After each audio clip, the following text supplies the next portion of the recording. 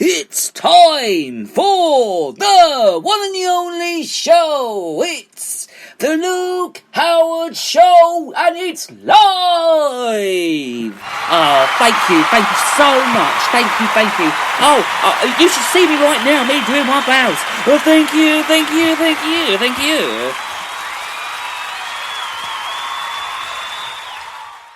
Well, here we are again. Hello! Morning! Hope everyone is well, and I hope your day is going well, of course. I hope it started off well, is what I should be saying. I hope it started off well. It's Thursday the 9th of July today. Blimey, it's gone quick this week. Thursday already. Blimey, it's gone quick. But it's gone slow in a way, hasn't it? Because if you're not doing very much, then time does go very, very slow, and I'm sure it does.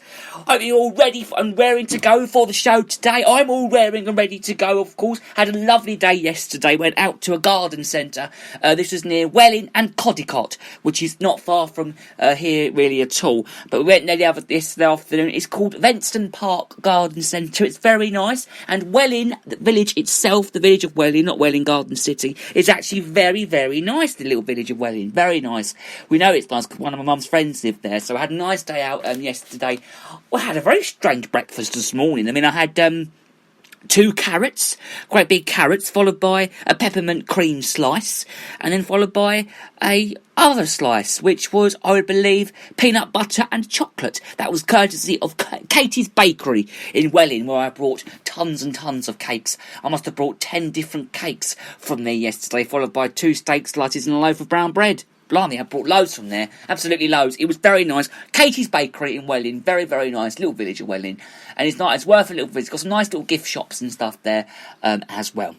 So, let's crack on with the show then, today's show, because I want to start off actually by talking about Presser Manager. Now, it's actually at least 1,000 jobs that they're at risk after Presser Manager announced it is to permanently shut 30 of its 300 stores. And the only place I know where there's lots of Presser Manager is actually in London. London's full of them. I mean, Presser Managers. There's no Presser Managers where I live. Our town's a small little town in the countryside. You know, we're a country town, and we've hardly got them sort of places here. I mean, I know Presser Manager is a very well-known company. In London, of course, it's not in the countryside. I've never seen it around here at all. But I know Presser Manager is set to be very, very nice. I've got my apple and cinnamon tea, by the way, right by my side.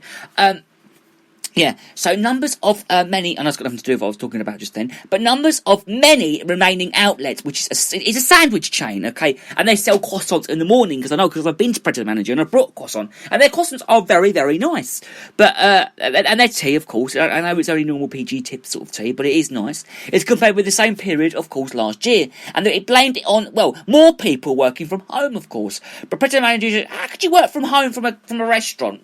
Very strange. But Presser Manager said that it had faced a significant... You also get Presser Managers also in airports as well. I know they have one in Gatwick Airport as well, which is nice. I wouldn't want to go to an airport now at the moment. But Chief Executive Panel Christie said the main support office, by the way, is near London's Victoria Station. Now, I haven't been to London for months, and I'd love to see what it's like. I mean, I don't really want to see what it's like at the moment, because it must be very, very quiet with all this going on, I suppose. But it's said that a day for the whole pet family, and they've also said that they've advised it that they will be losing so many employees, and their decisions are not a reflection on anyone's work or commitment, but we must make changes to succeed in the new retail environment. Okay, we'll leave Presser Manager story there. I've only been to Presser Manager twice, and that's only just to pick up a croissant. I mean, they do nice stuff in there. It's actually quite nice in that Presser Manager, but I know they do lots of nice things, but I've only been in there a couple of times, so I don't really know what it's like. So, should we move on then? Before we move on, I must say on how you can get in touch with Britain's Best Radio Show today. If you would like to get in touch with us via text or call, I would actually suggest to start with the word talk and your name and where you're from. 07593 847 105 is the number to text. Start with the word talk and your name and where you're from, or you can call us. It's 07593 847 105, or you can email us. It's garyjhoward68@hotmail.com, or you can get in touch with me, which is my email, which is 345 457@student.hrc.ac.uk, or you can find us on social media. It's at the Luke Howard fan page on Instagram, or you can DM us on there, or you can use the hashtags. Hashtag Luke Howard, hashtag Luke Howard Show, or hashtag listen to the Luke Howard Show. We'd love to hear from you on Britain's Best Radio Show. So, the Chancellor, who's the Chancellor? We're talking about the Chancellor of Rishi Sunak. My mum, she loves this person, Rishi Sunak. She thinks he's absolutely amazing. Apparently that's what she said last night. He is good, but he said he was sorry for not helping everyone in exactly the way they would have wanted. Now Rishi Sunak said that the government was actually throwing everything we can to stem job losses with the plans unrevealed on Wednesday this week, which was yesterday. Now he will not be able to protect every single job as the UK enters a severe recession. He admitted that some of the bosses is to take back furloughed staff and would go to firms. Now, we spoke about this on the show yesterday, but we are going to speak about it today because it's now happened, and we're going to talk about what happened when it happened yesterday. So they were already keeping workers on. The UK is borrowing record amounts, and he said, but it's the right thing. It comes as figures released by the Treasury reveal the public is spending on the battle against coronavirus, and it has risen to nearly 190 billion quid. Now, this Mr. Sunak has told BBC Breakfast that if you are asking me that I can't protect every single job, of course, he will answer. His answer is no, basically. The unemployment is actually going to rise, and there are people going to lose their jobs. And yes, though, there is a scale of this, and it is significant. We are, though, entering one of the most severe restrictions if the country has ever seen. That is one of the course going to have a significant impact of the employment and on jobs losers. He added that, have we been able to help everyone in exactly the way that they would have wanted? He said, I'm sure not. And I've had said previously that we haven't been able to do that. And for that, I'm sorry, he said. The Chancellor announced a series of measures is to help the economy on Wednesday, which was yesterday, including a VAT cut on hospitality and tourism sectors. A bonus scheme for unemployed. I mean, I know campsites and caravan sites have opened up. I mean, why? Because not a lot of people are going to be going away. I know this has got nothing to do with that, but I'm just saying campsites and tent sites and caravan sites have all opened up for the summer. I mean, I'm telling you now, we won't be going away this summer. I mean, we might go away for 3 days, but we've already been on my holidays this year. I had my 18th birthday in February, so I'm not quite sure if we'll be going away at all again this year.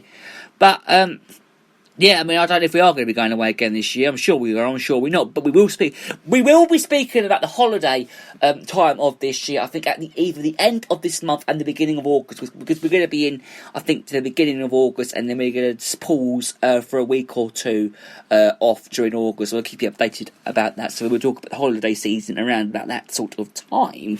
So Mr. Sunak has said the 1,000 bonus is offered to businesses that kept furloughed staff in jobs until January next year. Would you believe? January 2021! Blimey, that's after Christmas. That's a long way away, you know, after Christmas. What people are going to do after Christmas?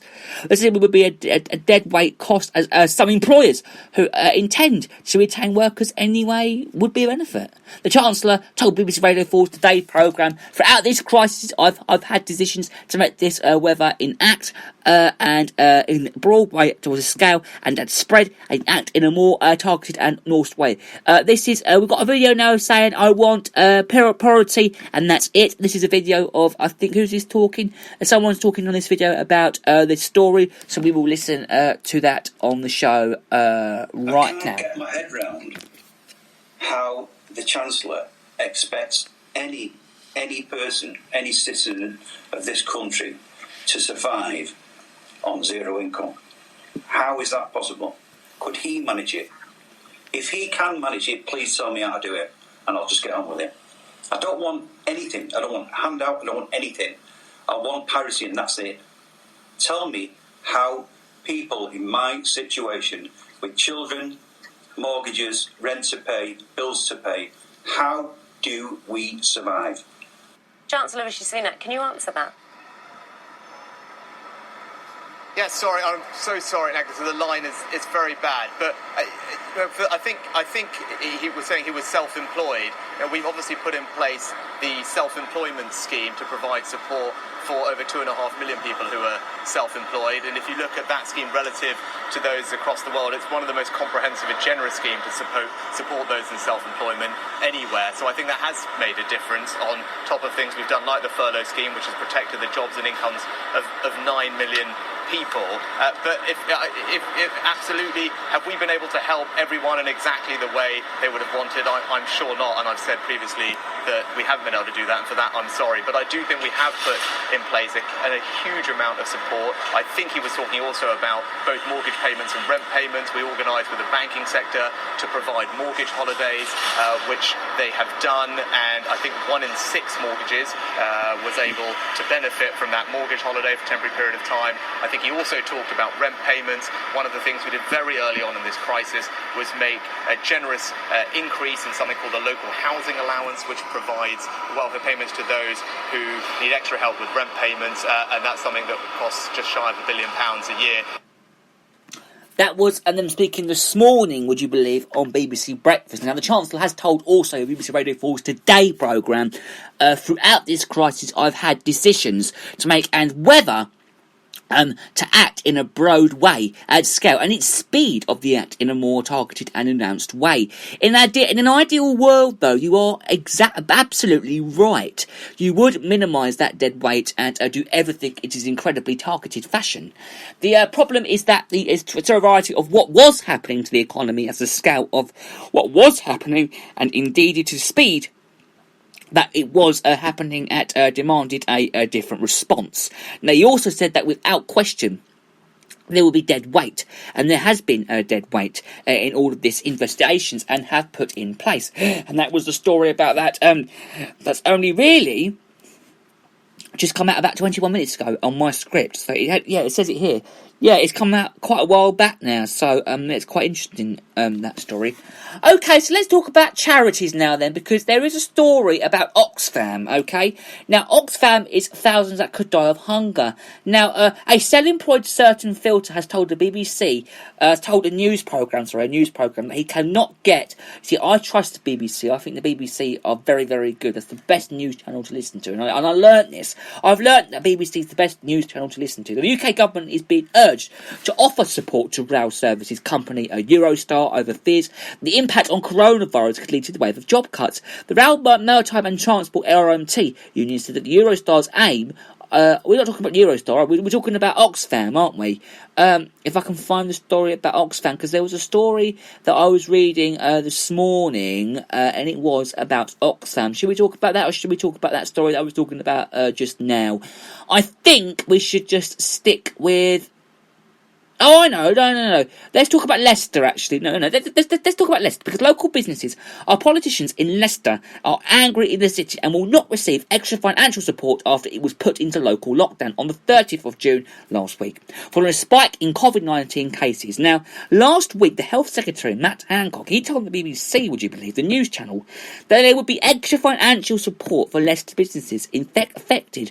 But if you think about that, I mean, a letter from the Businesses Minister, Nadine Siri, said there were no plans to change or extended any current schemes. Labour MP Liz Kendall said that she was so angry at the development and urged Chancellor Richard Sadiq and Prime Minister Boris Johnson to think again. Leicester Mayor, we must mention Boris Johnson every single day on the show. Leicester Mayor Sir Peter Serafty has said that he was absolutely furious and the expected funds he has not masterised, and described the lack of extra measures as brutal. The Shadow Chancellor, Annalise Dodds, says that Chancellor Rishi Sunak has given a lot of excuses for not expending economic recovery schemes to support more people. She told BBC Breakfast we shouldn't still be having this computer, and says no response from the Chancellor. The Chancellor has talked of a need for speed, and when the furlough scheme and the self-unemployed scheme were set up, and she said that she replied his association that it was impossible to include everyone at the beginning. She said that if I'd said to him that the Labour said back to him that these systems have been created now, there is more scope in the system to be filtering them to people's circumstances. The MP has also added that it's a complicated area, but it's not beyond the wit of a man in sort out symptoms solutions to this. Okay, let's talk about India, okay? Let's move on to India. West Bengal has stated Tinton's lockdown. So, amid a surge in new cases, the government of West Bengal stated that it began implementing a strict lockdown in areas with high infection rates. Now, all offices in these areas will be shut, transportation has been hated, and no marketing, industry or trading activities will be allowed. The whole state, with borders Bangladesh, has a population of